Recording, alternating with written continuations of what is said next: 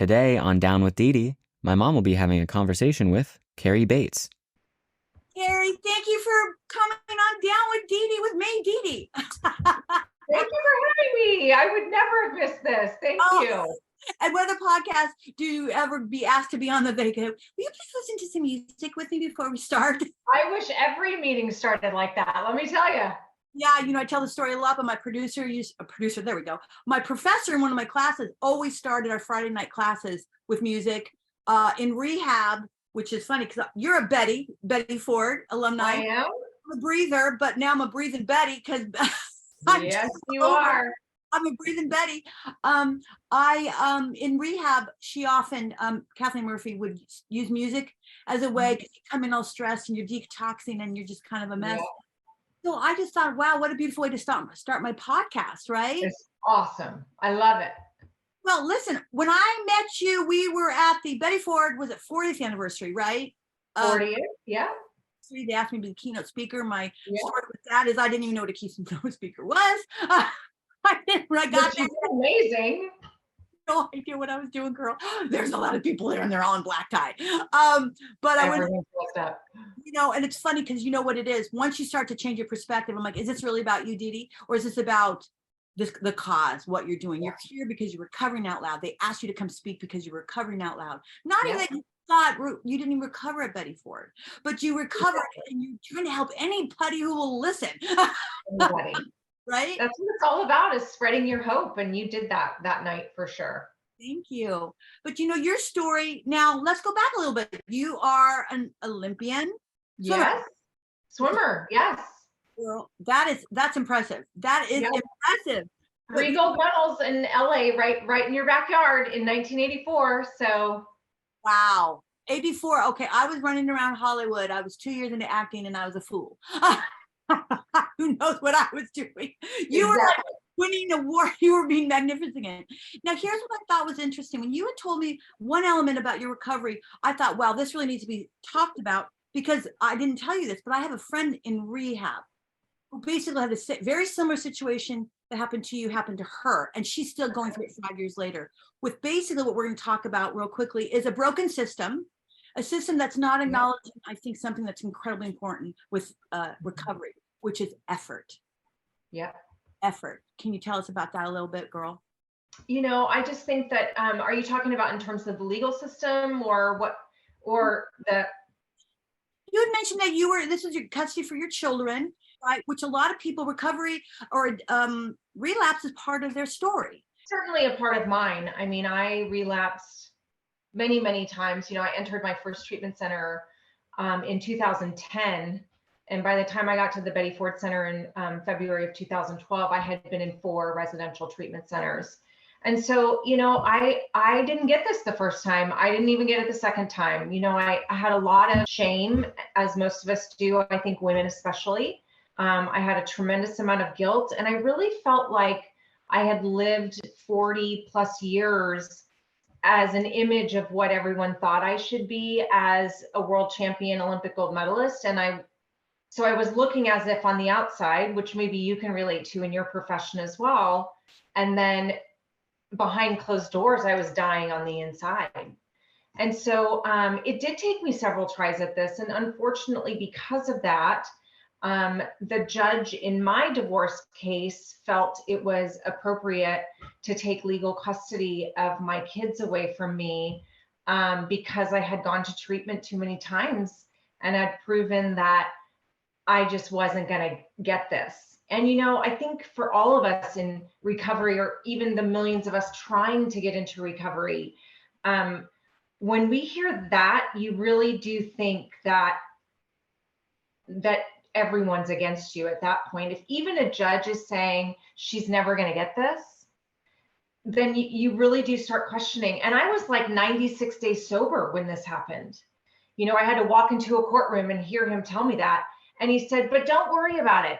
All you have to do is stay sober for 2 years and all of your rights go back to what they were. And I said, hold up a second, sir. Don't say all you have to do is just stay sober for 2 years, because for people like me, us, 2 days, 2 weeks, 2 months is a lifetime. And time. And this guy Yeah. has clearly not understand that on any level. And what On makes any level. years means anything? Like who came up with that marker of that being, you know, a successful recovery? Oh, they wanted more. They wanted more. That the attorney wanted more. He said, you know, let's do it. Let's keep legal custody away until they turn 18. And, you know, so finally, you know, I think even my ex-husband was like, okay, enough is enough. Like, we've really kind of nailed this girl to the wall here. And we'll just do this. And so I really lived in a fishbowl my whole first two years of recovery, because I was doing a monitoring program for myself. So I was in and out of labs every week, peeing in a cup. And then I also was, my ex-husband was allowed to tell me to go test at his leisure for 2 years as well. So some weeks I was in the testing lab, you know, 2 or 3 times a week. And, you know, you feel defeated when you walk out of that courtroom. I felt devastated, but I also knew that if I just kept doing what I learned and what I had in front of me, if I just did it one day at a time and stayed close to my recovery community, whatever that is for people, if I stayed in the middle of that herd or that pack, then I would be safe and I would be able to do it. And, you know, we scratched and clawed. And when I say that, the girls very much had to scratch and claw their way into this new life too, as young girls.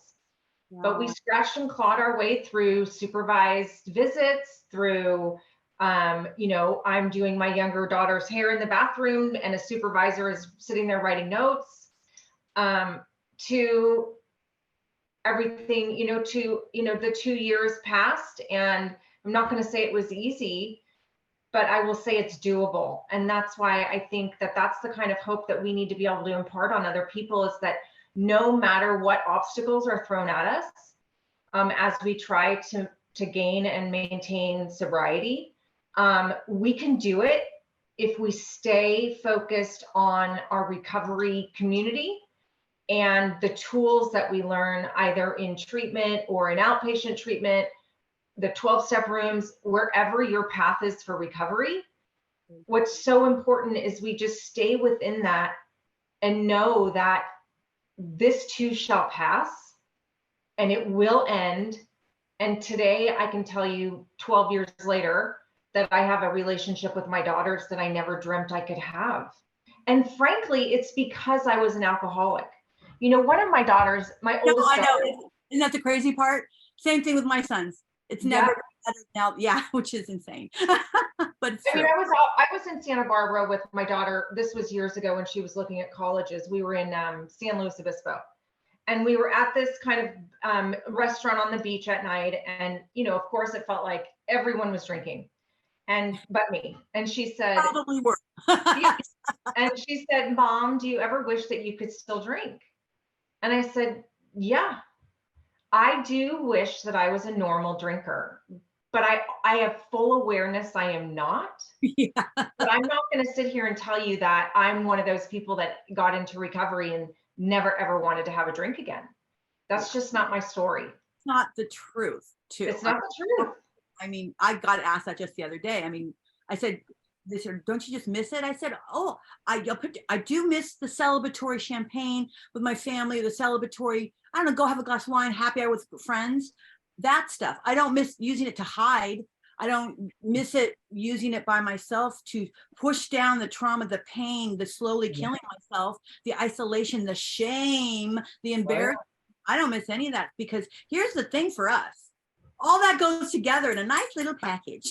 So, you know, it does. I'm not into gambling. I won the jackpot with my recovery because I have a rebirth like you. I see you and my Lord. I got to tell you, your girls must be so proud of you. And look at what you did to say, I'm not giving up on my love for you. I'm not giving up on myself, my recovery, even though a system that is broken and old. I talk about this all the time because I want to talk about a broken system. They're all over the place. We broken systems all the time. They're old, they're archaic, and they need to be rewritten. I mean, everything out there, don't get me started. But that one in particular is really frustrating because I know for a fact effort is huge. They give a grade in my when they were younger. They have like the grade that you earn and then the grade for effort.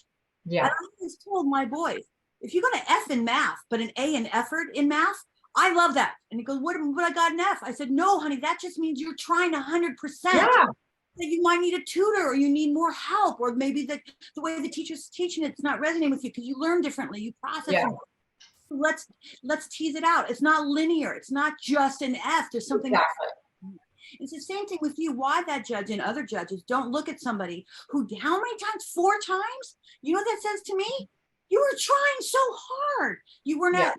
It wasn't that you didn't have the will or the want. You were trying your ass off, but man, you didn't have the right treatment person, maybe the right clinician. I don't know, but you found Betty Ford and went, yep, this is it. I found home, right? Well, I think that the key for me is that I would go to treatment and really not tell my truth.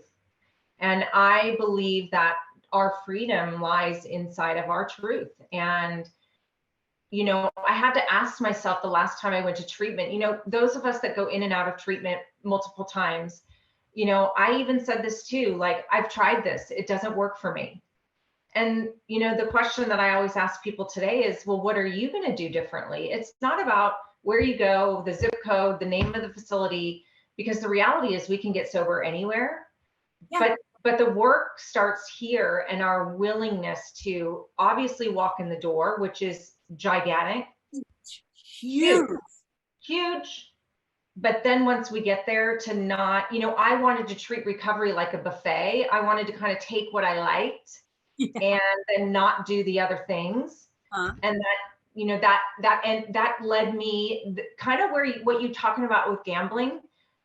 I would negotiate with the disease, right? And every time I negotiated or gambled with it, I lost every time. And one of the scariest things for me was people, I said to Kathleen, what's the difference between giving up and surrendering? Because I don't give up. I'm a fighter. And you're asking me to give up. And she goes, no one's asking you to give up, Dedee. We're asking you to surrender. I said, explain me the difference. And it was at that moment when she explained it to me, I went, oh, something. Yeah. No one's actually, you can't give up in recovery. Every day you're fighting for your life. Every day you're fighting for rebirth. Every day you're fighting for finding the light in a dark world right now that's so noisy. But we are going to do it, girl. You and me and everyone else that's following us around are going to do it. I went to rehab with a gal. I won't say her name, but right now, 5 years later, she went to rehab because her partner told her to do that, and she did. And while she was in, the wheels were turning for them to take the kids away. She's now been 5 years a stellar individual, like her recovery is beautiful. Yeah. And as we speak, the kids have been turned away from her, sadly. Social workers, judge, everybody sees what's going on, but because the system isn't working in her behalf, she's basically lost them and has to now let them go for them to slowly come back to her. And it's probably one of the hardest things she will ever do other than recover. And think of the grief involved in that with us moms. Like when I lost my kids for a couple years, I mean, I was still seeing them, but the amount of grief you have to go through with that type of situation and still maintain your sobriety is enormous. People often think that grief only shows up with death, right? But grief for us in recovery shows up, and active addiction shows up in so many different forms. We grieve the loss of family members. We grieve the loss of our drug of choice. We grieve the life that we thought we had as normal drinkers or users. And, and then to add on top of that, the grief of losing children, it really does speak to the power of recovery. It does speak to the power of the we of recovery. Not the I. And recovery, as you know, is not for the faint of heart. Oh my God, I always say that. You say it in a classy way. I say it that recovery ain't for pussies. I'm sorry. It takes one tough motherfucker to get sober. People go, oh, just stop using. Well, that's a normie talking. And by the way, a normie, grieving being a normie. We always want to try to be a normie. I was always trying to be a normie, but I couldn't understand why everyone kept leaving half a glass of wine full. Full. Who does that? Not this cat. I'm like, not me either. I was like, that there's something going on when you're like finishing other people's drinks. So, or drinking before you go out, just to make sure in case like the bartender's not quick enough with the, so all that ugly, which I do not. And who decides what's normal, Dedee? Like, why are we subscribing to a notion of what is normal. What I think is so badass is that people like you and I get to recover, and we show other people and other women and other mothers that this is our freaking superpower. I mean, this is our superpower. And man, I don't know about you, but most of the strongest people I've known in my life are in recovery. I've always said 50 plus years. I'm 59 now. And so what was I, 55, something like that. I was in my 50s. And I was in rehab. And when I went in there, I was so scared. But all of a sudden, I say this a lot, but when I discovered, because I never fit in, you hear how many times you hear that. I went in there and I thought, oh my God, these are my people. I didn't know their names. I didn't know their stories yet. I didn't, but I thought, and we were from 18 up to 70 in my rehab. And heads, alcoholics, love addiction, food addiction. We had it all in there. We were a nice little plethora, a rainbow of everybody. Yeah. You name it. We were all in there just trying to save our lives. And I went, oh my God, I don't know why, but I love these people. They don't even know me. They don't know who I am, and they love me unconditionally. And we're all in there fighting for our damn lives. And I thought, these are my peeps, and I will forever be loyal to them. Yeah. And to this day, when I meet someone who says, oh, I got like 30 years sober, I'm always like, oh my God, why are you whispering? That is huge. I know. I get it. There's still that, what it is with, at least with cross the plane over the anonymity, which I respect. Not want to be out loud with that, which I completely respect. And I think in the beginning, you do need that. And having said that, I think at a certain point, if those who can come out and recover out loud with us, we just, especially celebrities that are coming out now, I'm going to have every single one of those people on this show. I promise you. I want one place where everyone can find everybody, and they're going to talk like you. My God, and people would probably never know. Wait a minute, she even got like all those awards, and she's this major athlete, and she had these issues, and she lost her kids. How someone's going to listen to this podcast and be so inspired and go, whoa, if she can do it, I can do it. Because sometimes all you need is to let somebody else let you know that you can do it. It's not going to be easy, but life's not easy. And I can guarantee you, wherever you're at right now, it's not easy. So you might as well go for the upper road, not easy. Well, and I can tell you, like, nothing good in my life, nothing great in my life has come without hard work. Nothing. And, I always say too, like, the Olympics was great, and it was certainly it paved my life for a lot of really great things. But that's what I did. Being a woman in long-term recovery is who I am. And there's like a big difference to me about what we do, because when you're a world class athlete, it's kind of your job, right? Because we train all the time and do all the things. But then when I left there, I was still just Carrie. When I left the pool deck, I was still just Carrie. And I remember when they put my first gold medal around my neck at the Olympics, and I remember feeling like so uncomfortable in my skin, like I felt like a fraud. But and I was only 16 years old. So even at that young of an age, I already had that really irritable, discontent, less than, not good enough. I still had all of these feelings of not enough. You're like an imposter. Yeah, that's exactly how I felt. And not to mention that imposter, but I spent the next 39 years or 35 years chasing the feeling that 55 seconds gave me at the Olympics. Oh, I know. When I was up on the stage with, I think it was a Golden Globe or Emmy, I can't remember, Sybil. I was up there with all the cast, and I remember looking, I think it was Golden Globes, because feature film, everybody was out there. It was just, and I remember standing up there shaking. And I drank quite a lot at that point, but I got sober real fast when I found myself up there, and I thought, oh, they've made a big mistake. I'm not supposed to do that. Isn't it funny? And yet people have no idea when they see those pictures of me up there with Sybil Shepherd, Kristen Baranski, Alicia White, amazing women, and for the show. And I was a part of that show, but I promise if you would have asked me, I would have said, they made a mistake by inviting me up here. I was supposed to be sitting down there drinking the other bottles of champagne that are not even open yet, which I'm going to crack with my teeth, Exactly. Exactly. I'm so uncomfortable with being, because I don't really know who I am yet. And you know what's so cool about getting sober? You have this discovery time of figuring out who in the hell you are again. And it might be rediscovering who you were before the addiction just came and just kneecapped you, or you might discover that was really never who you were to begin with. And now you have the opportunity to change the trajectory of your life and become somebody who you never thought. I've seen people go, now I'm doing this whole other thing. I never thought I would be doing that even before. So Yeah. get multiple lives in this body, in this lifetime. Well, and that's the beauty of finding recovery, is that, how many people our age get to hit the reset button on life and kind of decide what they want to be when they grow up? Like, no, how much people, I always say this too, nobody other, not nobody, I'm not gonna say that.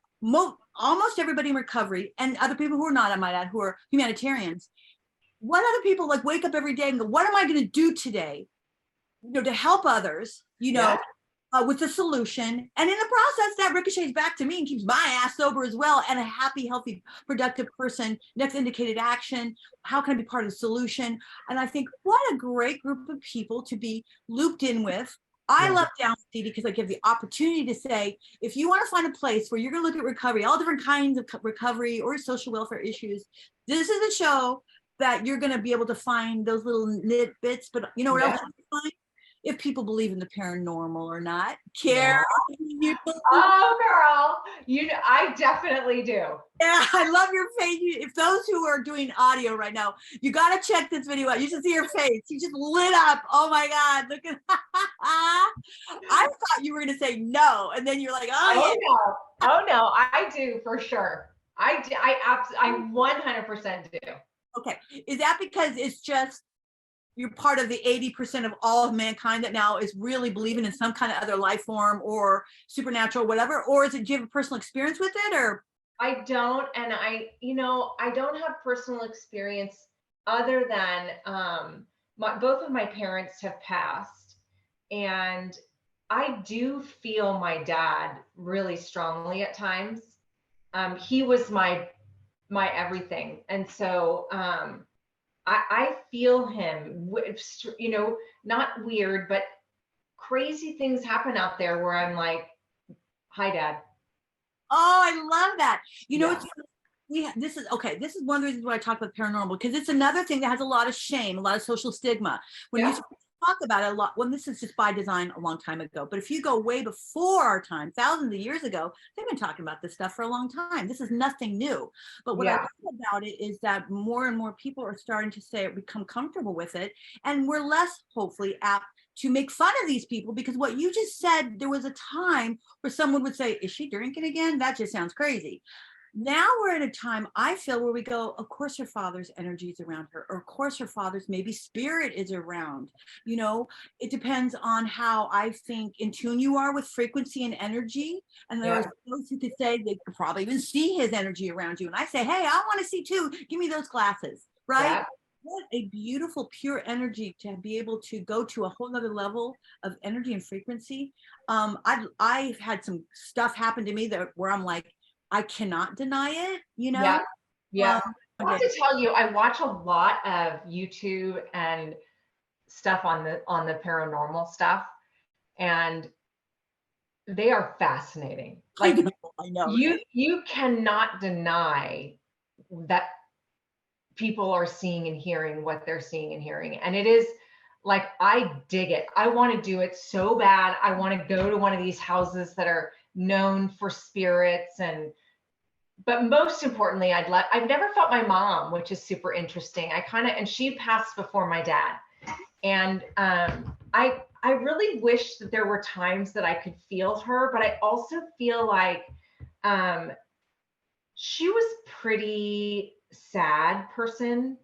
I think she struggled with mental health most of her life, but of course, when our parents' ages, they didn't talk about that stuff. And so I think she struggled with mental health. She was a pretty unhappy person. And I think that she doesn't come because she was ready to be done with this life. Like, I think that her job here was done. And whereas I think my dad comes because we were so connected that he lets me know he's still here and that he sees like my kids graduate from college and all these things that he wanted so much for my kids. And, you know, he paid for all of my treatments. You know, I went to treatment prior to insurance being a thing. And I was sober for the last several years of his life. But I also think he comes back in ways to tell me like that he's proud, you know? I know he is. Yeah. I feel my dad. And it's funny, I don't really feel my mom either. It's interesting. My mom also had mental health issues and shock treatment. Interesting. And Yeah. I don't know how much, I don't think my mom was really sad. I think she was more, you know, I don't know. My mom had shock treatments before I was born. So I never got to speak to my mom. You know, there's pictures of her smiling and all that, right? So I'm not sure what happened there. But welcome to our social media of today, right? I mean, how many people do you literally know that are struggling that looked perfect on Instagram and Facebook? Yeah, that's why on my Instagram, I do random thoughts all the time. And the random thoughts are by design to help lift someone's day or to send a random thought. It's to hopefully shed. I love it when my followers say, oh my God, your random thought, I needed to hear that today. Or send, oh my God, you're so funny, you made me smile. Or did you just tell me to send a poop emoji to somebody? Yeah, and I'll say, yeah, I did. And they're like, oh my God, did you just respond? Is this really you? I'm like, yeah, it's really me. And go emoji that's farting a heart. You know how you can make the heart? Oh yeah. I send that to people who are having a hard day, and they're like, Dedee, what? I said, did you smile? They're like, well, yes, but I was in the middle of a meeting having a terrible day. I said, oh, I'm sorry. Did I never? To show how much you think about others, you know, and that's something that when we get sober, we actually get to become less self-absorbed and self-focused, and we become about everybody, right? And so let me ask you a question. When I did this, I wanted to ask my awesome, beautiful guest this beautiful question. If you could be reincarnated as any animal, what would it be and why? I just find this so fascinating, people's answers. So, you know, I too have a spirit animal, and it's much smaller than a lion like yours, but the hummingbird is something that when I was in treatment at Betty Ford, there are a lot of hummingbirds in that area of California. As you know, you live in California. And they always seem to show up right at the right time and kind of hang out. You know, they don't hang out a lot. They're in and out, right? They're fast and they move quickly and they're, you know, all the things. And they always seem to appear when I was struggling. And so because of that, I always say that my spirit animal is a hummingbird. And I have a quote from my dad in my dad's handwriting from a letter he had sent me, and it says, I love you always. Oh wait, I love you and will always be there for you. And with his signature. And if you probably can't tell, but I have hummingbirds tattooed around his quote that he wrote me in a letter. And I have other hummingbird tattoos as well. So I would say that that's definitely my spirit animal, but I will also say that if I could come back as something, I think I would come back as a cat. Oh, well, let me guess. Do you have a bunch of spoiled cats? I have two, and I love, you know, I am an introvert by nature. And I, you know, I can sit in isolation to my detriment.